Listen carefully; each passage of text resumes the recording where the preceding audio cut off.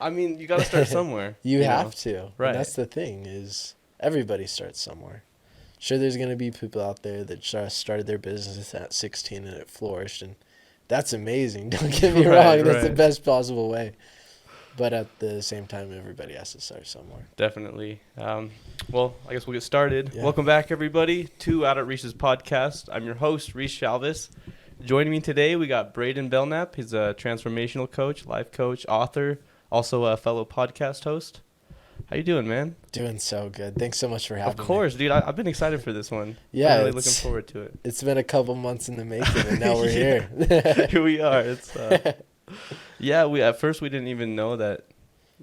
Well, you didn't know I was in Utah. Yeah. So when you reached out, I just assumed you were here, and turns out you were. So Exactly. it worked out. It's a small world, that's right, for sure. definitely. And it's crazy. Like it feels so big until you really start meeting people and networking, and then here you are. You know. Exactly. And it's a consistent thing. You know, social media is such a blessing, and sure, there's the downsides to it, but the aspect of getting to know people and to build a community is a blessing in itself. Definitely.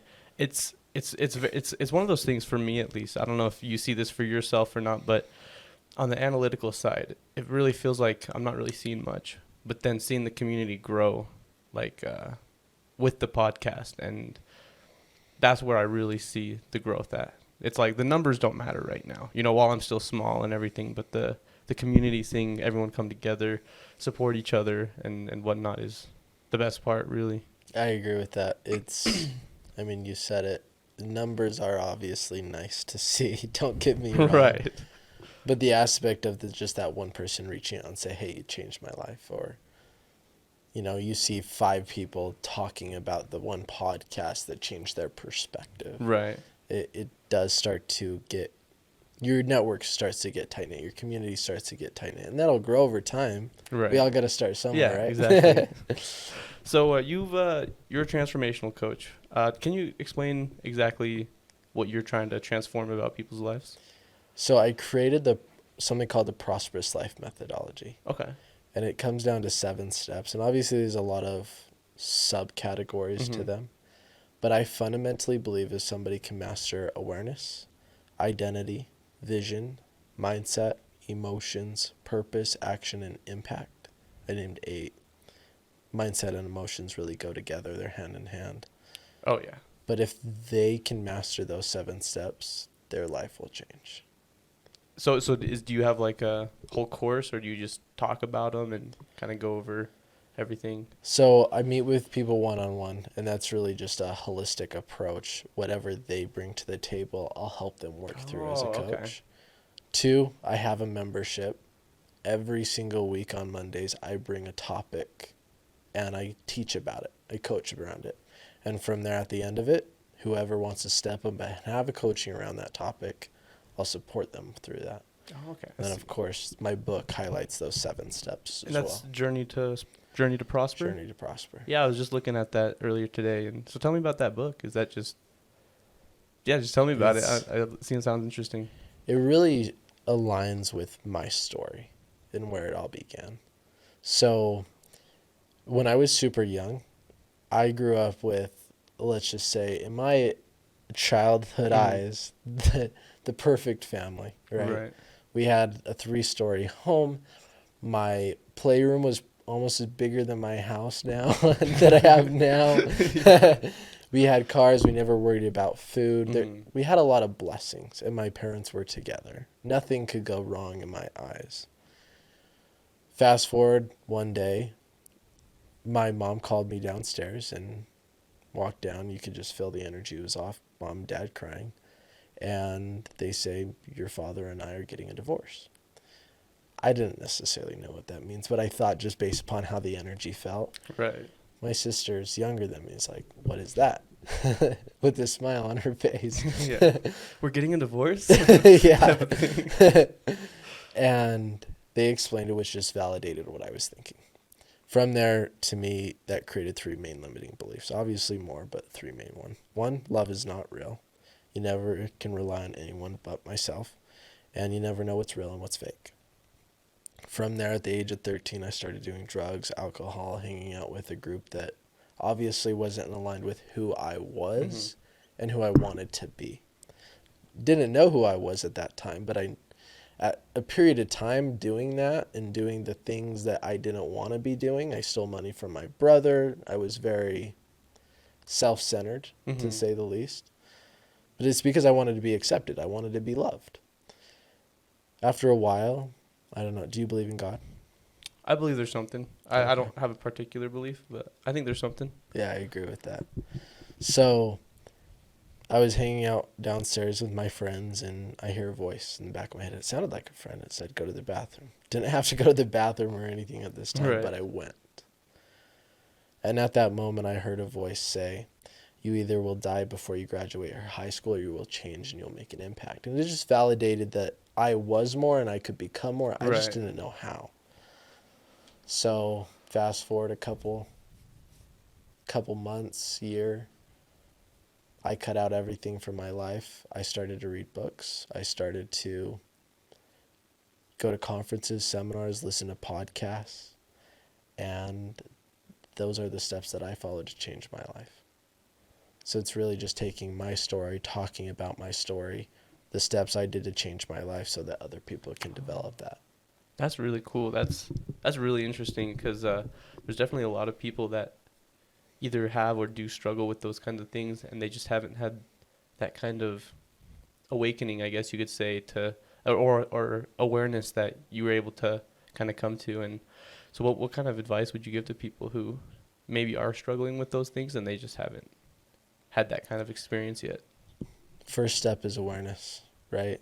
I always say if there's a spider on your back and you don't know it's there, you can't get it off. Yeah. But if you know it's there and you're keeping it there, it's now a choice that the spider's there. Because the moment you can recognize it, you can get it off if you choose. It's always a choice. Dude, that's a good analogy. I like that. Yeah, that's really interesting. If anybody wanted to start anywhere, start with awareness. Start asking yourself questions. Ask yourself, what areas in my life am I not happy with? What am I doing in my life right now that I know I shouldn't be doing? If you ask yourself that one question, you're going to get something. I'm sure everyone will find something, and I feel like that's something even people who have, transformed themselves into who they want to be, I feel like they can still ask themselves that every single day. Exactly. There's things that I'm doing right now that I shouldn't be doing. Right. I've been working on myself forever. The thing is, we will never achieve everything that we're capable of achieving. And I'll talk about that a little bit more. There's always another book to read. There's always another person to meet. There's always another perspective to change. Our life is ever evolving, but someday it's going to come to an end. Yeah. And does that scare you at all? Does the thought of no? As long as I follow my journey that I'm going along right now, I know that I'll become the best version of myself, and I know I will achieve everything that I'm capable of achieving while I'm here. Yeah. Now, if I stopped that and I didn't I stopped taking foot forward, that's what would scare me. Yeah. For me, it's I do feel like I'm on the correct path right now with my podcast and everything going on, but sometimes I do get that fear of just like, man, I don't want to say goodbye to this life forever, and it's hard to get past that thought, and that sometimes can bring me down, but that's when I just try to stay positive and look towards, positive things as well. See, I would say, to take a step back, I would say that the only thing that doesn't scare me, and it's not fearful, but it would be leaving my wife behind. My mom, my dad, I know they'll take care of themselves. My siblings, they'll take care of themselves. And obviously I don't want to leave them, but I would hate leaving my wife behind. Yeah. And that doesn't take me away from living life, but I would say that's the one thing that I haven't necessarily fully worked through. Yeah, that's probably really hard. I'm single, so I don't really have those thoughts, at the moment, but I can imagine, having dated in the past with that, just the thought of leaving them behind and whatnot. So on the topic of just like self-help and because I've been an advocate for mental health, self-help for several years now. I feel like I started my kind of journey of growth really probably just a couple of years ago. And What would you say technology has? What kind of impact would you say that has on your own mental health, and or even just preventing you from really being your true authentic self? That's a good question. That makes me think. I think of technology as one of two things. It's like a double-edged sword, right? Yeah. Because there's technology like this, it's allowing us to reach people for the rest of our lives. This podcast will live longer than me and you. Right. Yeah. Because the internet's crazy. Yeah. Flip side of that is it is a distraction, right? If there's things that you want to accomplish in your day and you allow your social media, texting, or somebody calling you and wasting your time because they want to talk about the bad thing that happened at their work, then it's going to create a negative impact on you. So it's really a choice.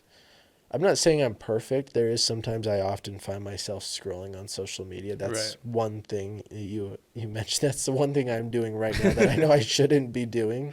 Right. But other than that, I've unfollowed the friends, family that don't serve me. I've unfollowed the celebrities that don't serve me. I've unfollowed any negative page. So I've really optimized that even when I'm scrolling, not that it's a good thing, but it's going to be Tony Robbins, Right. Jordan Peterson. It's feeding goodness into my Really soul. positive things to kind of keep you on track and kind of remind you, hey, are you doing what you need to do? Yeah. That's I've definitely done that a couple times. There's still quite a few people I should unfollow. Now that you bring it up, I'm thinking about it. I'm like, yeah, I should probably unfollow them and get them just kind of out of my life, because there's a lot of people that can be really toxic for you that you don't even realize it. Yeah. It's And I think that's one thing anybody could start doing. If you want to start changing your life, you spend so much time on social media, people probably aren't even aware of it. right. Just go unfollow. If you are on social media right now and you're like, yeah, that person shouldn't be in my life, just go and follow them. Sometimes it's hard though, because you're like, but they were a cool friend or something. It's like, even though you might not even talk to them anymore, Yeah. they're a cool person, but yeah, I should probably. And, to speak to that, if they served your life and they're still serving you, great. You can still love them from a distance, to Right. say the least, even though you're not talking. You can support them. You can like their pictures, whatever. Because support's also huge. Aspect to that is if they're not in your life for a reason and they're still a cool person, but they bring negativity to your life even when you see their pictures, it's probably when you need to let them go. Right. So define what you mean exactly by serving. When they had them serving you. So to me, there's not energy is really negative or positive. Take it back to science class. There's no neutral energy. It's Right. usually positive or negative. Life works very similar. I'm not trying to be woo-woo here or anything, Yeah, but you yeah. generally know if something, you can ask, is this good or is this bad? If it's it's probably on the negative side of things. Right. So I guess that's the way I see it. If you see somebody and you're like, man, that makes me so happy to see them winning. I'm so happy to see them here. I'm so happy that, I have all these amazing memories with them. It probably means they're bringing goodness to you. Mm-hmm. Now, let's say that there's somebody that brought goodness to you, because as you start to work on yourself, naturally you're going to outgrow people that you love and like, and people that you don't love and like. Right. It's a natural progression to your self-development. Maybe there's somebody that did serve you at one point that tried to drag you down. Hey, that's not who you are. That's for the rich. That's not who you are. That's for the middle class. And their beliefs and perspectives are trying to take you down. Probably can ask yourself, and you probably have a really good idea of whether they're serving you or not. Yeah. Kind of bringing up, when you bring up that point, how you said, if you're it's probably negative.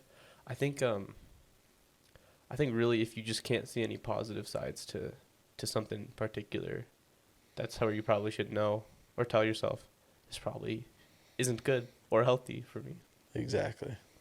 And technology it's a crazy thing. It's so right now I'm on a technology fast, which is, it's more of a phone fast than anything, but I'm staying off my computer, and I'm only allowing myself 30 minutes of free phone time a day. There's some more exceptions, like I have to use my phone for work and such, and I've noticed the days where I'm really just like not even looking at it or even feeling like I care to check it or anything. It's when I feel the happiest. Like I feel just the most kind of what would be the word? Free, I guess. It just feels so free and refreshing. And I do think like my phone, I'm trying to, rather than look at it as a tool of entertainment, I'm trying to look at it as rather to look at it as a device for entertainment, I'm trying to look at it as a tool, right? And because I'm reading this book that I talked about in the last podcast I did, and it's I can't remember exactly what it's called. It talks about consciousness with psychedelics and whatnot, but she talks about how people form a connection with their phone similar to a connection with a person. But because there's not an actual person there, your phone isn't a person, that kind of connection with a inanimate object can cause feelings of loneliness, depression, isolation, which can lead to things such as addiction. And it was really mind-blowing reading that because I had never thought about it that way. And when I started to realize that on myself, as last year there was a point that I'd say I was addicted to marijuana for a good period of time. And when I finally realized that, I quit it, and I haven't gone back. And I think a lot of people, because of the way that phones and social media and everything is so normalized in society, that having an addiction to your phone is almost seen as normal. Like if you don't have an addiction to your phone, if you're not checking your phone, checking your messages every 5 minutes, you're the weirdo or whatever. It's like oh, he never texts back. He's never on social media. What's wrong with him? And it's like, what's wrong with society? Exactly. And it's okay to be different. I think the moment that you're okay being misunderstood is the moment you're probably living in alignment with who you authentically are. Because then you will be misunderstood. Not texting back, not being on social media as much, being a slow texter backer. That's okay. Exactly. And I feel like I used to be someone who, when people wouldn't text back or they'd take hours to respond, it'd irritate me. I'd be like, are they really not on their phone? Just check. Like, they're checking. I'm sure they saw it. And even if they did see it, but after having to come to the realization that, like, people have a life, and not checking your phone all the time, or even, like, sometimes I'll see messages and it's like, I don't have the time, or I'm not in a position where I can just continue this conversation right now, so I'll take longer to respond. And after coming to realize that for myself, it's like I've realized, people have a life, and I don't care that people take long to respond anymore. It's, if anything, that's a good sign that they're not on their phone, or or they want to take the time to actually respond. Right, and with effort, like maybe a well thought out response. Exactly. I've had people get. It's funny you bring this up. My family hates how slow I am at texting back. And I love them to death for it because I know I do need to be better in some regards. To speak to that, I lost my train of thought here, I believe. My point is that it's an often time of, if somebody texts me something meaningful or an actual question. Mm-hmm. My father-in-law messaged me yesterday and was talking to me about meditation. It took me a couple hours to respond. But the moment I sat down, I wrote paragraphs. It was like felt like a chapter to a book. But I just didn't want to send like a cliche message. Something that he's already heard of. I wanted to actually add value to his life. Especially like if it's someone you've known for a while, small talk is the worst thing for me. I hate small talk with people who I talk to on a regular basis. Like, hey, what's up? Not much. You? Not much. Like, like it's just, it's really pointless when you already know how they're doing. Or like if you're talking to them on a regular, you kind of know the basics of small talk. I feel like it really is just kind of a waste of time at that point. It is 100% of a waste of time. You might as well just pick up the phone and have a good conversation. Right. I always prefer phone calls over texting. But then I can't focus on anything I'm doing when I'm on a phone, so I just kind of pace around just talking to them for 30 minutes. And sometimes it's a really good conversation. Sometimes it's the biggest waste of time, but it was like entertaining, so. Exactly. And I think to speak to that, we talked about social media to unservingness and so on and so forth. Don't give somebody your time if you're not willing to give somebody $100, don't give them 100 minutes of your time. If you're not willing to give them 10 minutes of your time, don't give them. Or if you're not willing to give them $10, don't give them 10 minutes of your time. A lot of people can see money, fill money, fill a water bottle, whatever the case is. They can't necessarily feel time. Right. But we can always get more of the material items. We can't get more of time. Yep. So somebody isn't serving you, don't give them your time. Move forward.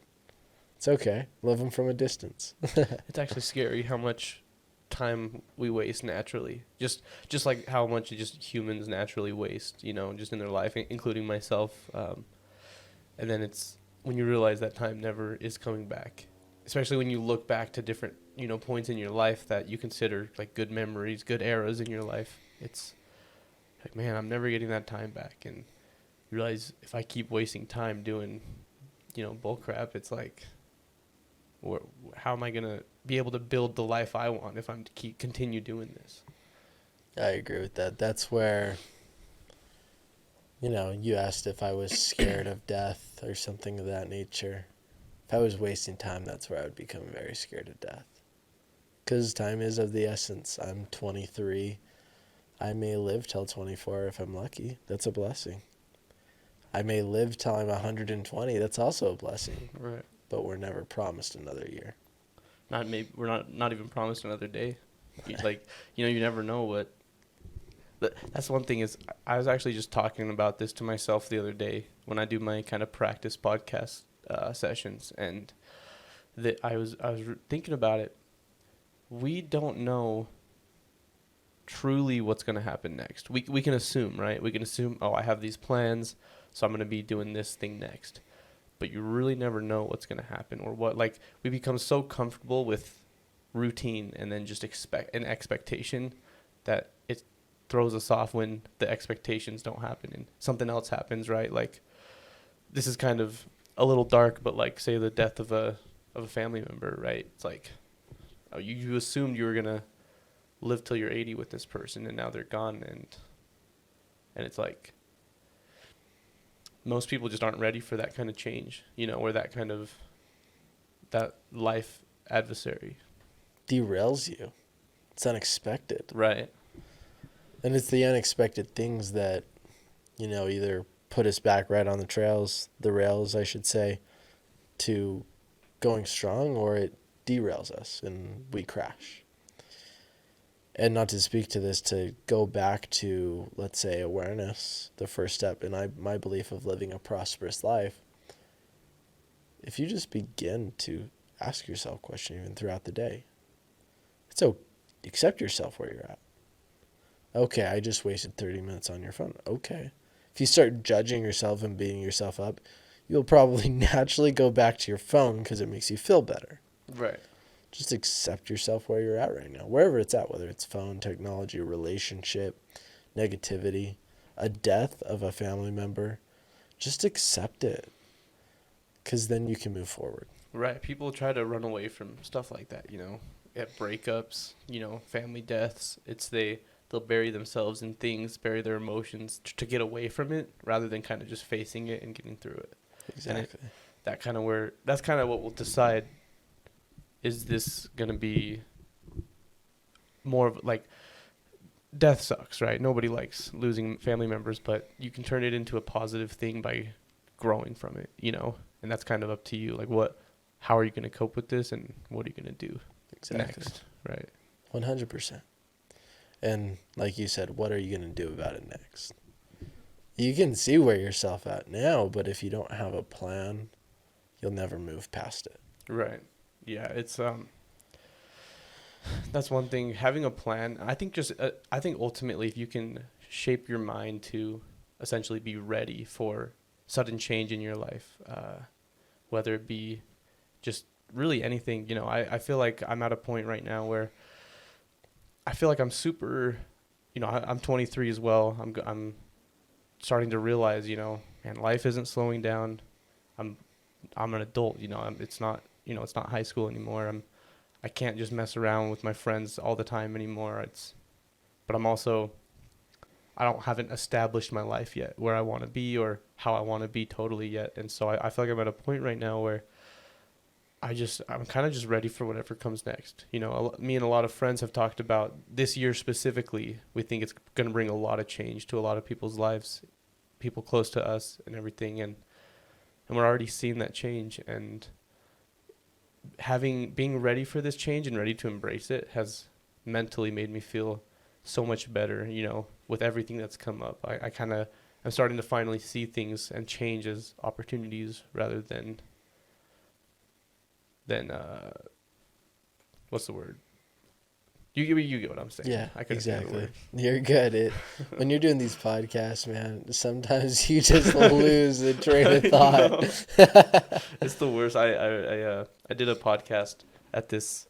It was a Storm Tour event, the big music event that goes around the country this last year, and I was talking to the creator. I had the guy who was hosting the whole event, and he came on the podcast and literally just lost my train of thought. I literally was like silent for like 5-10 seconds because I just could not think. I was like, and he chimed in to kind of help me because I just blanked. It was bad. And you put so much pressure on yourself. Like, people are gonna listen to this, and I have noticed you improve really fast when you actually practice. Like even I realized like when I first started the podcast, the only practice I was getting was when I'd shoot podcasts. And I realized for where I'm trying to go with this, I feel like that's not enough. So I started doing solo podcast practice sessions. I have them all recorded on my phone. I don't post them anywhere because that's, not what they're for. But I do feel like having started to practice every day, just being able to kind of improvise and say the next thing that comes up is where my skills really kind of improved on rather than freezing up, and not knowing what to say next. I love that 100%. The moment my podcast begun to be good was the moment I looked at it as, this is just me. I'm creating this podcast for me, and people just get a benefit from it. Relieved the pressure of, what are people going to think of me? Because if I'm just talking to myself at the end of the day, it's good advice for me. Right. Nobody can tell me that my advice to myself isn't good. So as long as I'm being my authentic self, right, nobody can. Well, have you ever been talking and saying things maybe to the camera or whatever, and you say something that you were like, whoa, that's facts. Like it just kind of came out, and you're like, it's not even something you're necessarily applying to yourself, but then you realize like, that's true. I should start doing that. Like that's Exactly, 100%. Because that's the thing is, an artist does art because he likes it. The person buying it just gets to benefit from it. Right. I do the podcast because I need to hear it for myself. Yeah. And everybody else just gets to benefit it. Generally, what I'm speaking about is something that I'm working through on my own to better my own life. Right, exactly. And I'm just documenting it. You're documenting it and allowing people to watch that and take what they want from it. Exactly. And that's important. I know we do podcasts about mostly different kind of areas, but they're still so connected in the way that ultimately there's others' life experiences and messages that people can take to change their own life from. And that's the beautiful thing about podcasts is I feel like a lot of them are just, there's always something to take from them, despite the genre, despite what they're about, even, whatever it is. And it's why I love podcasting, man. It's like just being able to share other people's experiences, their life really, and their thoughts on really anything, Exactly.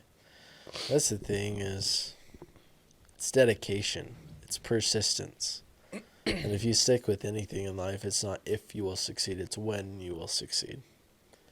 And to speak to that, whether we're talking about a career, a podcast, our personal development journey, just stick with it.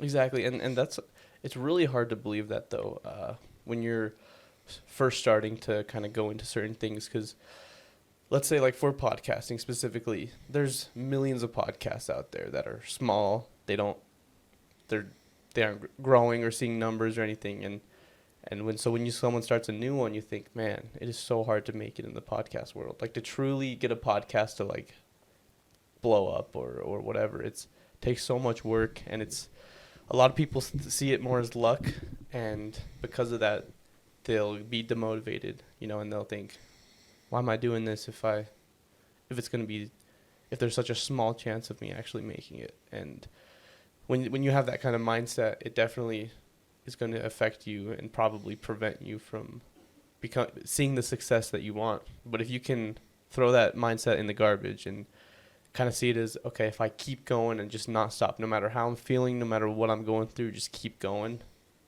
I will be there. You don't say if, but will, right? And Yeah. And honestly, you will. You will Exactly. you'll get to where you want to be. 100%. And that's the thing is, your chances of succeeding anywhere is such a low chance. If you want to be at the top, Right. most of the top encompasses most of everything. But you're not going to get there if you don't Yeah. start somewhere.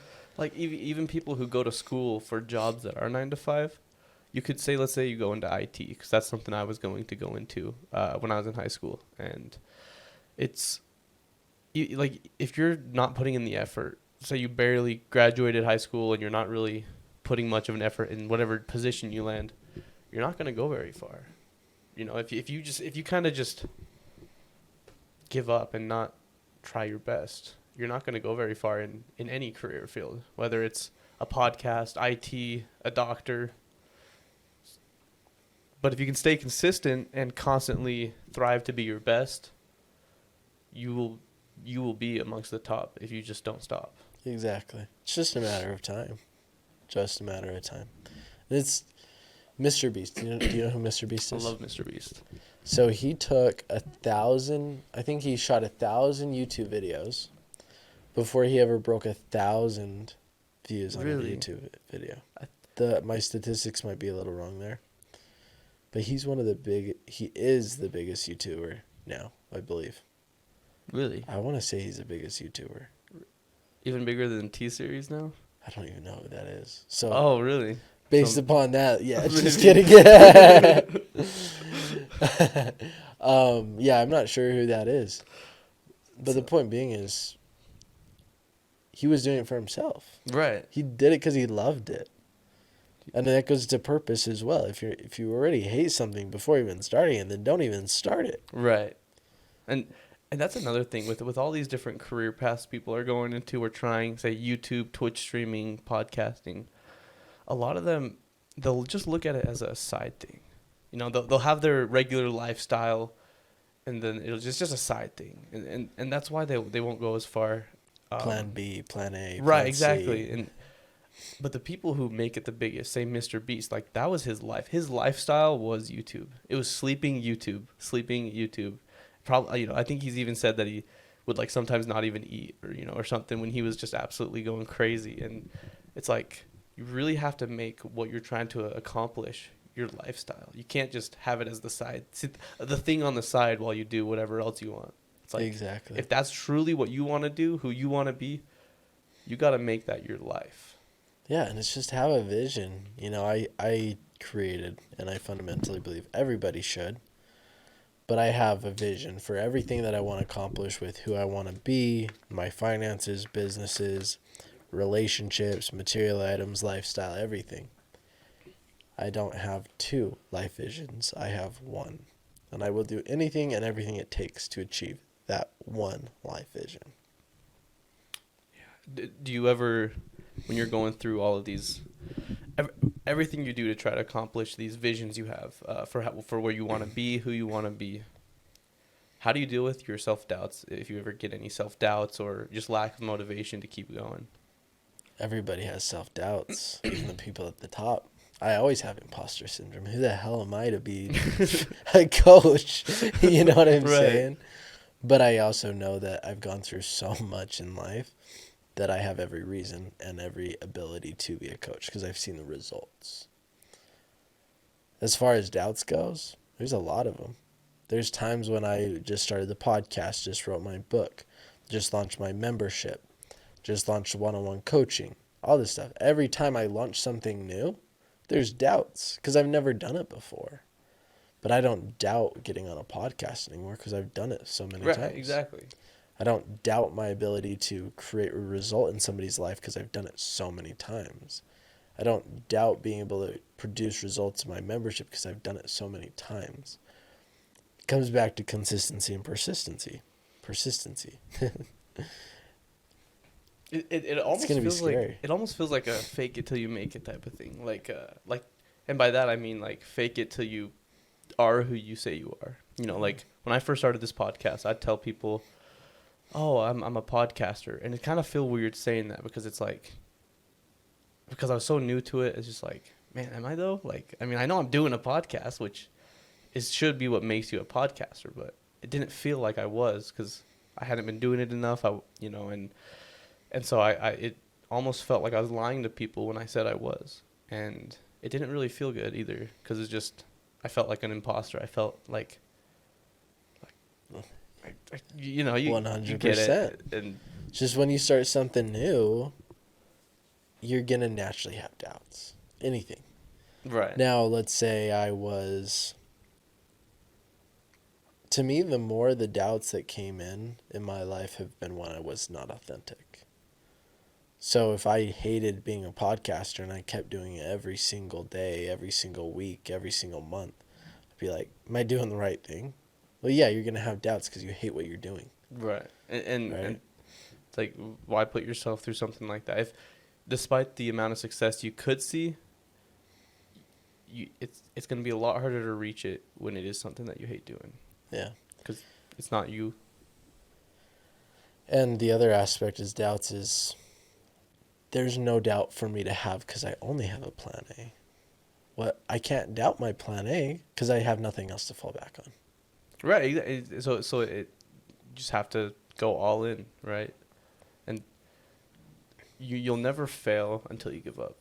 You know, I've heard that a lot. That's a very common saying. I feel like, especially in like kind of the personal, self growth type of community and everything. A lot of people will say that, but it's because it's true. Like you never will truly fail till you stop trying. Exactly. You'll make mistakes. You'll stub your toe here and there, and that's okay. Just keep going. It can hurt. Sometimes it can hurt to keep going. It can be, but And that's the thing. Have a plan A. See where you want to go. And if you can't see your entire life, that's okay. I'm not saying my entire life vision is all I'm going to accomplish and that's it. There's obviously more to it than what I can see right now.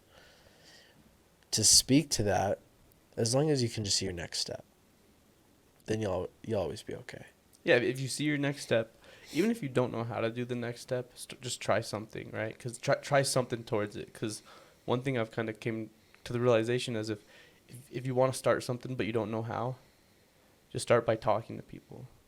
Just learning stuff online. Because I believe you can find inspiration from anything, and that the inspiration is where you'll start to figure out, okay, here's how I need to start this first step or this next step or whatever it is. And let's say if you want to know where to start, I believe you need to start with purpose. And I believe your purpose comes down to three things. One, what you're naturally good at. Two, what you love, or you have the potential to love, because if you've never done it before, you don't know that. And three, you can make an impact. I always look at the mountain, this methodology here. Let's say at the top of the mountain is your destiny, everything you could accomplish and be. And along that journey to the top, you cross, let's say, 100 people that are struggling to get to the top, similar to your destiny. If not one of those other people gets to the top but you did not do your job. So if you aren't sure where to start, let's say you had a gun to your head and the person says, pick exactly what you want to do, what you believe that you'll like, what you believe you'll love, what you believe you're naturally good at, and how you can make an impact, I can guarantee you could come up with one thing very quickly. Not to say that's the thing you have to stick with, but at least gives you the direction to start. It'll bring up, like you said, if you don't have to stick with it, but it will give you more opportunities, kind of like a fork in the road, right? Now it's like you'll have multiple choices that you can now pursue depending on where it is you want to go. Exactly. See yourself. I like that. And there's not, mountain, there's many paths up the road. You might start one thing and then you might stop it and you might pursue something else. That's okay, because your past is all leading up to that. The knowledge and the wisdom you grow throughout your past journeys. There's things that when I was doing drugs and alcohol at 13 and stealing and this, me stealing from my brother was one of the best things that happened to me and him. Not to say it was a good thing. I want to go do it again. But the lessons that came from it are amazing. Right. It's not a waste of time. You just have to Exactly. pull the goodness from the bad. And also, I feel like a lot of people, they'll miss out on opportunities because it's not exactly where they want to go. But one thing a lot of people don't realize, that just only now recently I realized, is even if it's not going to take you exactly where you want to go, if it's in the similar area that you're trying to work towards, it will put you closer. And then eventually a new opportunity will open up that maybe still doesn't put you to where you want to go, but it'll keep putting you closer and closer until You find it. till you do find Yeah. it, and you're like, oh, I'm here. so like, I feel like there's a lot of opportunities I've missed out on because of that same reason. It's like, I don't want to go down that route because it's not where I want to go, but it would have put me closer to what I wanted to do back then. And so I try to see opportunity in everything now. And at least look at it, right? Somebody offers you a plate of gold. Maybe it's poison, but at least look at it. Yeah, you never know what you might find. And if you look at it and you're like, yeah, this is definitely not what I want to do. Cool. Right. Let it pass. Maybe you'll be kicking yourself in a couple of years, but at that time you didn't feel it was right for you, so you really can't. Right. But at least you looked at it. But if you're just like, yeah, no. Looked at it, considered your options, and realized, okay, here's a plate of gold. It might be poison, but over here's a plate of silver. Yeah, And that's not poison. I'm gonna take the plate of silver. Exactly. And the plate of silver might just be what you need to get to the real plate of gold. Right. Exactly. The authentic 24 karat gold. Exactly. That would be nice. I would take a plate of that. Me too, any day. I think gold's it's going up in value now, isn't it? Gold's pretty expensive. Pretty up. Goes gold follows economy standards generally. Oh, okay. So when economy, and this is not any advice financially, of course, this is personal perspective, but I do see that, as economy goes down, generally metals or precious things go up. Things that people need go up. Especially because those are the actual physical things all of the values kind of sort of based off of, essentially. So it's kind of interesting where money's evolved from. But not to get off topic, but we could go down. That's a podcast for itself. So how do you deal with burnout? If you feel burnout and you just can't keep going for a while, how do you kind of recover from that? So I see burnout as two different things. There's a daily burnout where you've exhausted yourself, and then there's burnout in the long term, like I've been doing this forever and I haven't gotten any results and I'm exhausted. I'm going to stop. My daily burnout, generally I'll just take 5-15 minutes. Sometimes I take a cold shower just to reset. It's like a reset button. I love cold showers for that. They're so nice. 2, maybe I just go for a drive, a walk, something to clear my head, and I come back to it. Burnout from a long-term aspect. Generally, this is my experience, burnout in a long-term thing can be either one, you're not doing what you need to be doing. So if I was not doing coaching and I was just working a 9 to 5, I can guarantee you I would have major burnout because I wasn't pursuing what I felt I needed to be pursuing. Generally, that means you're not doing what you know you should be doing, in other words. Or two, you're not taking care of yourself spiritually, mentally, or physically. If you are taking care of yourself spiritually, mentally, and physically, your chances of experiencing burnout become very dramatically less because you're taken care of. So I would start there. What's the issue? Is this just a daily thing? I've had a hard day? Yeah. Cool.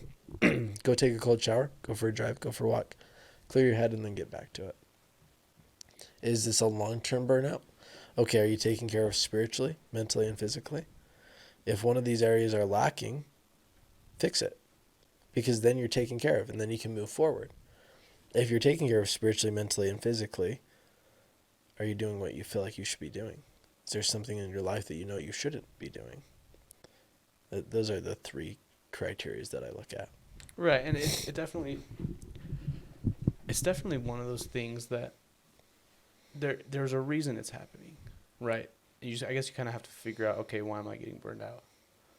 A lot of people might say, oh, it's because you're not stopping what you're doing, but I feel like there's a lot of things you can not stop and continue doing and not get burned out on because it's something you're truly feeling passionate about, something you're feeling happy with. And like you said, if you feel like you're not doing what you need to, that's probably where it comes from for a lot of people. And for me personally, one of the biggest mistakes that I make sometimes, I'd say often actually, that I'm actually trying to work on, especially with this technology fast, is when I get burnt out, I resort to just stimulating my mind with mindless things on my phone or the TV, and I've realized that makes it worse. Like, it makes it harder to want to go back to doing what it is that I know I need to do. Yeah, because then you feel overwhelmed, and then you start judging yourself, beating yourself up, and then you're like, just 10 more minutes. 10 minutes, and then 10 turns into 30. You're like, dang, it's been 30 minutes. I might as well go to 45. Just keep going. It's the boundary, right? We get our standards in life. What I mean by that is, I look at it as the thermostat analogy that Tony Robbins uses. Obviously, there's a lot more analogies here, but this one's my favorite. Have you ever heard of this? I haven't. So in this house, there's a thermostat, and let's just say it's set at 70%. Let's say we open up this door and it goes down to 40%. Then we close the door. The house is naturally going to come back to 70% because the standard is at 70%. Now let's say it's in the middle of the summer, big gust of hot air comes in and it increases it to 110%. Naturally, we're going to come back to 70%. If you choose to start to increase your standards, 71, 72, 73, 74, 75%, one temperature increase at a time, your life will become better. For instance, somebody's dirt poor wins the lottery, and let's say that they're at 70% on their financial well-being. Then they're at like 150%. They're phenomenal. In a couple of years, they're slowly going to come back to 70%. Or even less. Yeah. So start to raise your standards, because that's what you get in life. And that could be, again, your spirit, your mind, your body, your relationships, money, business, career. You have standards subconsciously, whether you realize it or not. Start to increase your standards. Increase your standards and just make sure you're not letting yourself kind of fall into that desire and hope for that big gust of wind, right? Because where's the foundation without it, right? Like if you're slowly building yourself up, you're building that foundation. But if you just suddenly are there, where's the foundation that'll hold you up there and keep you up there?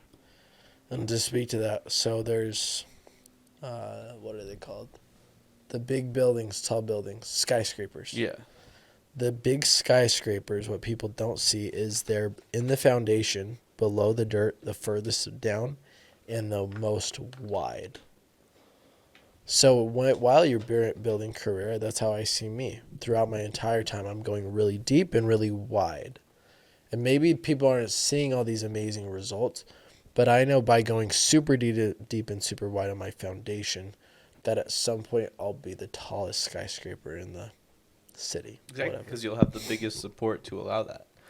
And that's why it can take so much time as well to truly see the success, because or see the growth, is because you see the growth of the foundation, but you don't have the skyscraper yet. And so the bigger you keep building and expanding, suddenly it's like as soon as they finish foundations for like houses and buildings, whatever it is, it feels like they build suddenly the rest just comes up super fast.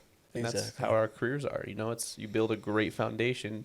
It feels like nothing. You're like, oh, I've been doing all this work, doing everything, but there's not that growth yet. There's not the height yet. And then suddenly it's like overnight. It feels like overnight type of It just success. starts to come. But it's suddenly just, it's because you've been working at it for So long. so hard. And You're praised in public what you practice in private for so long.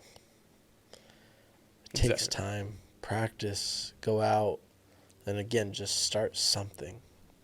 It doesn't need to be podcasting, but maybe it's social media. Maybe if you're a stay-at-home mom listening to this, maybe that's the case. Who knows? I don't know. Maybe you're like, man, what? I haven't worked. I haven't gotten a college degree. I've never started a business. I've never done anything. Well, what do you enjoy? Do you like watching Netflix shows? Well, maybe you start a podcast or a social media around the episodes you're Right. watching and your perspectives and your opinions. You could make millions off of that alone.